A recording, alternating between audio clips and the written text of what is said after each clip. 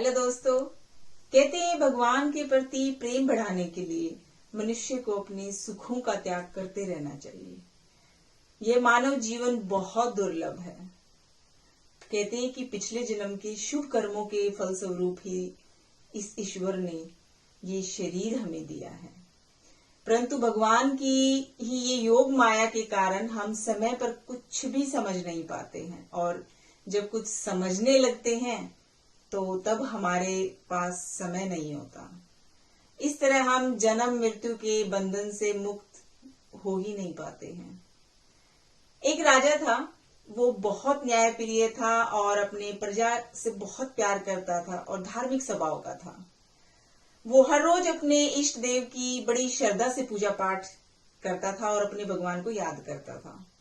एक दिन इष्ट देव ने प्रसन्न होकर उसे दर्शन दिए और कहा, राजन, मैं तुमसे बहुत प्रसन्न हूँ, बोलो तुम्हारी क्या इच्छा है। प्रजा को प्यार करने वाला राजा बोला, भगवान, मेरे पास आपका दिया सब कुछ है। आपकी कृपा से राज्य में सब प्रकार से सुख शांति है। फिर भी मेरी एक इच्छा है कि आप जैसे मुझे आपने दर्शन देकर धन्य किया, वैसे ही मेरी सारी प्रजा को भी कृपा करके दर्शन दीजिए। ये तो संभव नहीं है।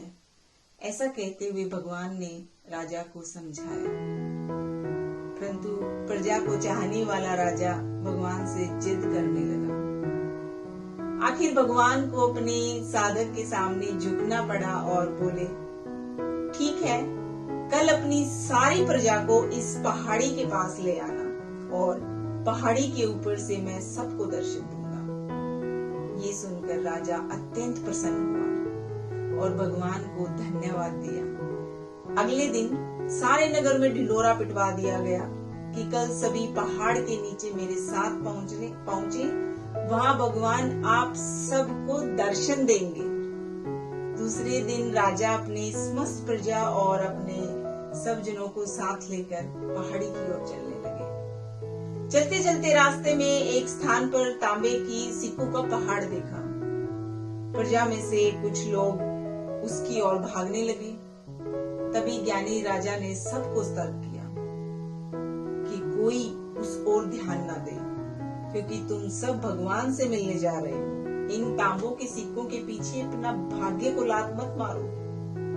परंतु लोभ और लालच के वशीभूत प्रजा के कुछ लोग तो तांबों की सिक्कों वाली पहाड़ी की ओर भाग ही गए और सिक्कों की गठरी बनाकर अपने घर की ओर चलने लगे।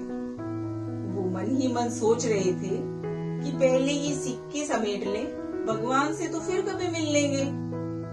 राजा दुखी मन से आगे बढ़े। कुछ दूर चलने पर चांदी के सिक्कों का चमकता पहाड़ दिखाई दिया। इस बार भी बचे हुए प्रजा में से कुछ लोग उस ओर भागने लगे और चांदी के सिक्कों की गठरियां बनाकर अपने घर की ओर चलने लगे। उनके मन में विचार चल रहा था कि ऐसा मौका बार बार नहीं मिलता है। चांदी के इतने सारे सिक्के, फिर मिले न मिले, भगवान तो फिर कभी मिल जाएंगे। इस प्रकार कुछ दूर और चले, फिर एक सोने के सिक्कों का पहाड़ नजर आया।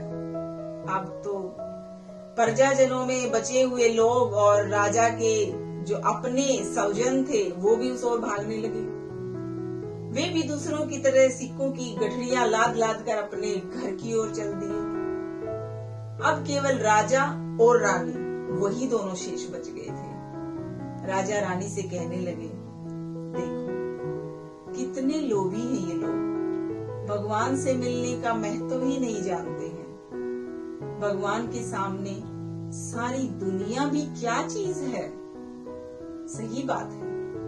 रानी ने राजा की बात का समर्थन किया और आगे बढ़ने लगे।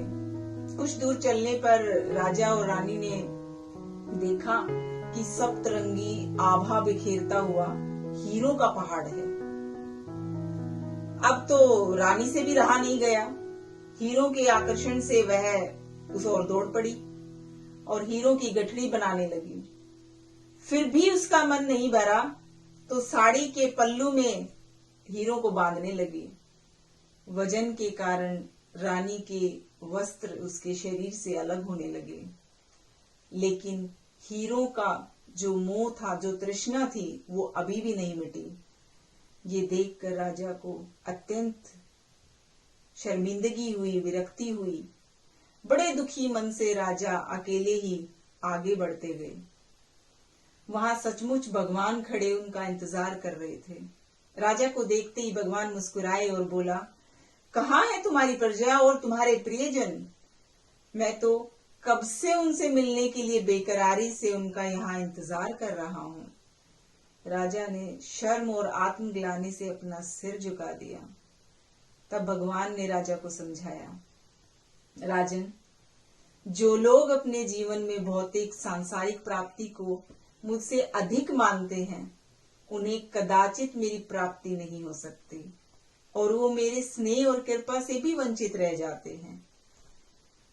तो भाव कहने का यही कि जो इंसान अपनी मन, बुद्धि और आत्मा से भगवान की शरण में जाते हैं और सर्वलौकिक संबंधों को छोड़कर प्रभु को ही अपना मानते हैं, वो ही भगवान के प्रिय बनते हैं। तो दोस्तों, मुस्कुराना, शुक्राना और किसी का दिल न दुखाना। बहुत जल्द फिर से मुलाकात होगी एक नई कहानी के साथ। तब तक के लिए अपना ख्याल रखना।